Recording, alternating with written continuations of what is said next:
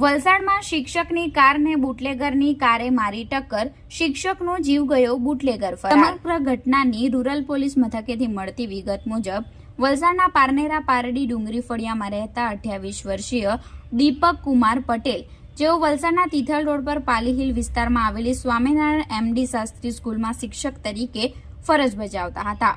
તેમને સવારે વહેલું સ્કૂલમાં જવાનું હોવાથી ગતરોજ રાત્રે તેમના મિત્રો સાથે દીપકભાઈ પોતાની city Honda car number GJ15CB0988 લઈને પોતાના ઘરેથી પારનેરા હાઈવે પર કારમાં CNG પુરાવવા માટે ગયા હતા અને ત્યાંથી પરત આવતી વખતે ચણવાઈ બ્રિજના સર્વિસ રોડ પરથી પસાર થઈ રહ્યા હતા। જે દરમિયાન દીપકભાઈના કારની આગળ એક સફેદ કલરની સ્વિફ્ટ કાર ઊભી હતી અને તે સ્વિફ્ટ કાર આગળ નીકળી ગયા બાદ સામે તરફથી ફૂટપાથ ઝડપે દારૂથી ચિક્કાર ભરેલી ઇનોવા કાર નંબર GJ15BB2402ના ચાલકે દીપકભાઈની કાર સાથે ધડાકાભેર અથડાવી હતી અને ઇનોવા કારમાં સવાર બુટલેગર કાર મૂકી જગ્યા પરથી ભાગી છૂટ્યો હતો।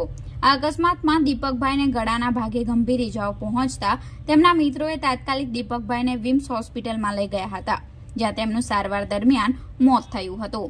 આ બનાવમાં મળતી વધુ વિગતો મુજબ દારૂ ભરેલી ઇનોવા કારના ચાલકે અન્ય એક કિયા કાર નંબર GJ15CK5457ને પણ ટક્કર મારી હોવાનું જાણવા મળ્યું છે।